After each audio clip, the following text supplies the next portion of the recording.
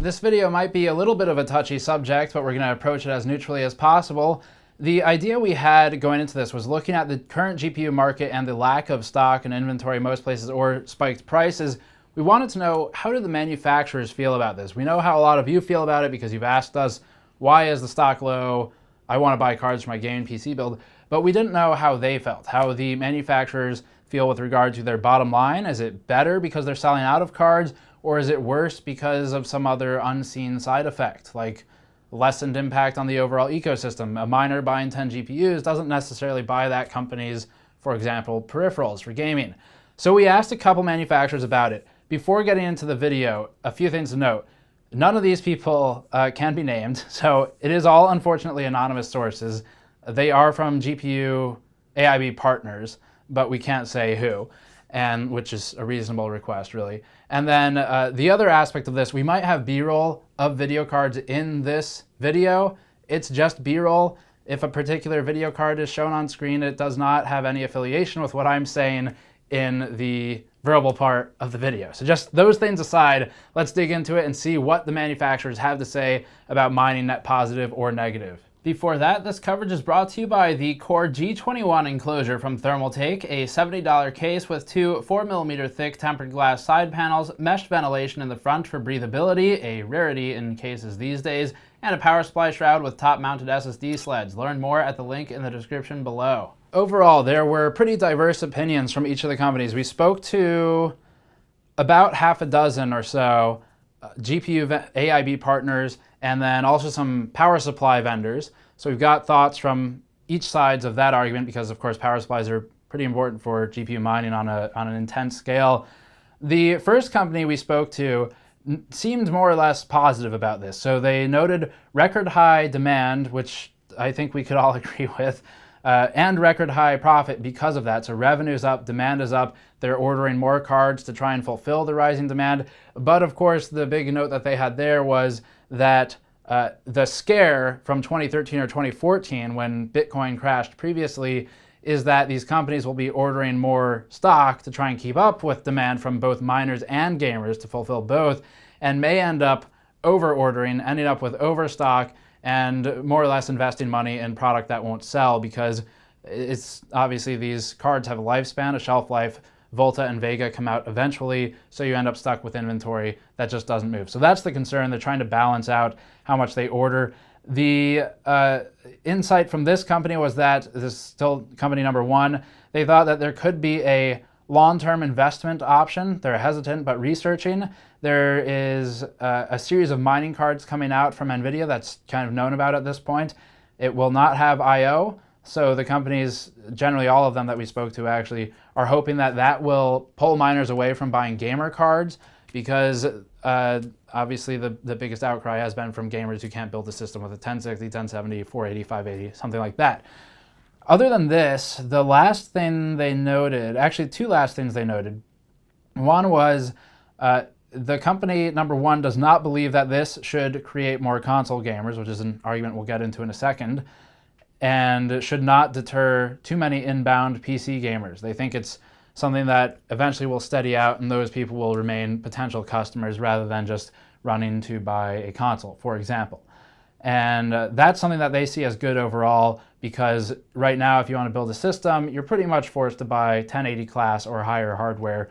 And then the last note from company number one is they felt like they got a little bit burned by RMAs in the past for the 2013-2014 crash, where people bought into mining just before the crash, like 1 to 3 months before the crash, got some mining in, ended up doing either a full return if it was within window, and so you end up with a bunch of inbound stock that is an excursion from the norm in terms of your statistics for a return. And then they also had an increase in RMAs, where people are trying to get a card replaced with something that can be sold secondhand as new, for instance. So that's company number one. Company number two, in the short term, company number two believes that this is great for company revenue.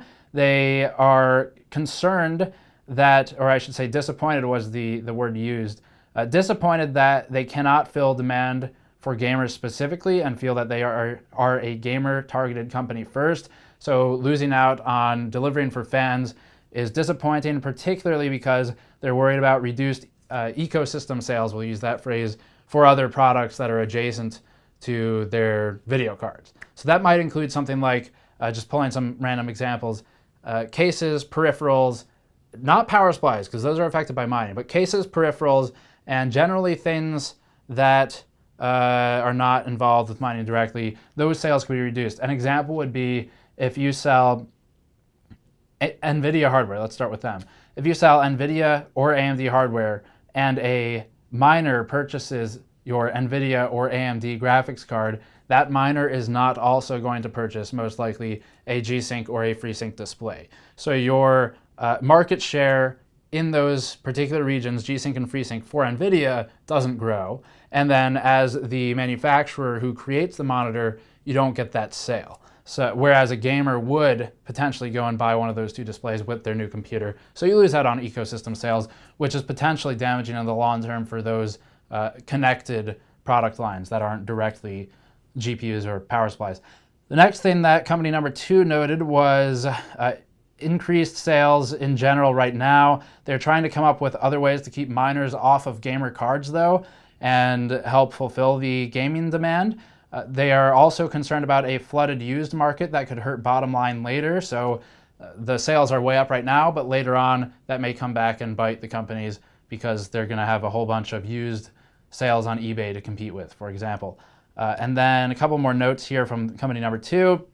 It doesn't help PC gaming grow because you can't find an affordable graphics card, which pushes people towards consoles. So this is a different viewpoint from company number 1, where they didn't think that would be a problem and that the potential buyers would either wait or would buy higher end hardware. This particular second company thinks the opposite, that it might push people out of PC gaming and ultimately hurt the PC gaming space if this goes on for long enough. And by that, I mean the mining craze currently happening. And then the next point was RMAs. So this company says too early to say if it's going to be better or worse for the RMA process. And then we've got 2 more main ones to go through here. And also I will say the companies we've spoken to which sell power supplies are not necessarily GPU makers, but just power supply makers in general as a whole. The ones we've spoken with have noted increased sales for kilowatt power supplies, as you would expect. So 1,000 plus, with the biggest focus being on something like 1,200, 1,300 watt, things like that. And previously in 2013, 2014, there was a spike in up to 1,600 watt power supplies, whereas now it's still pretty high. So kilowatt power supplies are going for more in sales. They're getting more orders, and then the higher 80 plus rated units are also more popular because the serious miners, the non-homebrew miners, care more about that efficiency according to these companies. So company number 3, GPU maker or AIB partner, they say best case scenario, this is a short-lived fad, and then hopefully people move on and gamers can go back to purchasing their products at normal prices. And the best case is, because it's a short-term fad, they would get increased revenue immediately, but not have long-term effects where people might move away from PC gaming or towards other brands. Worst case scenario, end users are turned off and move on to other products like consoles. And then this company also made a very good point and noted that miners, unlike gamers, don't really develop brand loyalty or any kind of affiliation. They buy the card that fits the watts and the hash rate that they need, and then don't really care too much about the vendor. So all they need is a lot of cards in stock that fit a particular bill for power consumption and hash rate. So that means that you don't gain a customer for life, and this particular company number 3 would rather have the long-term, lifelong customer who is buying GPUs every couple years or every couple cycles, rather than someone who buys 5 to 10 today and really doesn't care what happens to them, might abuse the RMA system, something like that. And miners generally aren't loyal to the companies that make the cards. Another note, this company also feels like they could be hurt when there's a ton of secondhand supply, which could affect pricing for retail cards, or at least sales rates of retail cards. So that is in line with what one of these other companies has said. And they also, again, are unsure on the RMA process impact, but previously, 2013, 2014, the RMA process was abused a bit when the mining market crashed. So that seems to be a consistent concern with these folks, where they're worried that when this current mining, I'm trying to find the most neutral, correct word to use, when this current mining excitement may or may not fade. If it fades, the companies are concerned that the spike in RMAs so that people can refresh a card that's been in use for a few months and then flip it on the secondhand market. That seems like a pretty common concern. Finally, the last company is 1, 2, 3, 4. Company number 4. They say that also they would rather have a customer for 10 years than for 10 GPUs today. So that's consistent with the previous one.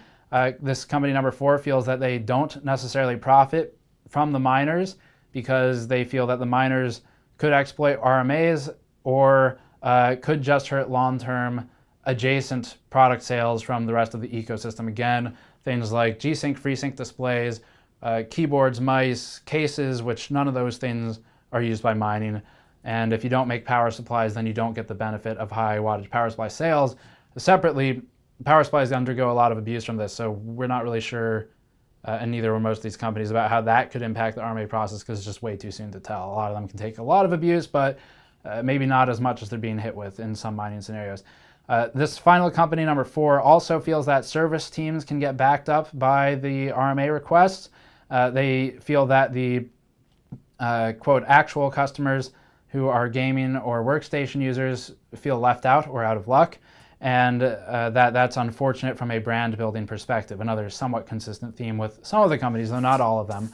And then finally, feels that it costs the company potentially more money than it makes in the long run, even if short-term profits and sales look good.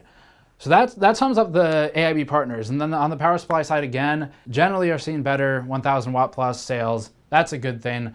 But the concern again, just like with video cards, is that you end up ordering a whole bunch of really expensive to make 1,200, 1,500, 1,600 watt, not 16 watt power supplies. The mining excitement fades, and then they're left with all of these expensive items to manufacture on the shelf, and they might not ever move, or at least not until the next spike in mining interest or other high power consumption interest, particularly because multi-GPU is fading now. So NVIDIA doesn't really officially support 3-way plus SLI. Crossfire, exception of Vega forthcoming, doesn't make a lot of sense outside of 2 cards.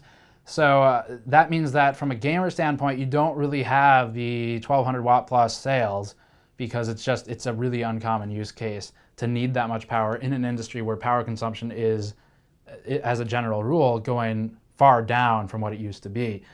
So you end up left with all these power supplies because not everyone mines, and miners are one of the few use cases where it's a mass purchase scenario where that high wattage actually goes to use, as opposed to the one-off single users in the single-digit percentages for multi-GPU configurations that are very heavy in power consumption. So I think that pretty much goes through it. I'm not going to share any of my own thoughts on this right now. I don't think it's appropriate for the video topic. We're just focusing on what the manufacturers think. However, I am curious what you all think. So this is always opening a can of worms, but leave comments below. Please try to keep it civil. The part I'm curious about is, I know a lot of you have tweeted or commented in the past if you are a gamer that you are unhappy about the lack of availability of GPUs. And we've also seen some comments from folks who say, well, the manufacturers are sold out, they should be happy, and I'm making some money on my card, so I should be happy. So there's 2 very different camps here. I don't know that there's a lot of in between. There are probably a couple more neutral people who don't have any opinion at all, but either way, leave a comment below, let me know what you think. And I don't know that we'll touch this topic too much going forward, mining in general, but I thought it was a somewhat unique perspective to speak to the manufacturers, even if it's off record, unfortunately, but I do understand why. Even if it's off record, it's a very interesting perspective that we don't normally get, and I think it's certainly more interesting than a content creator's perspective, since we've got plenty of those already. So thank you for watching. As always, you can go to patreon.com/gamersnexus to help us out directly. You can subscribe for more, and as always, the articles on the site going up this week should be pretty interesting. We have more follow-up Vega coverage. We have some more reviews, even with the looming holiday weekend. So stay tuned for that. I'll see you all next time.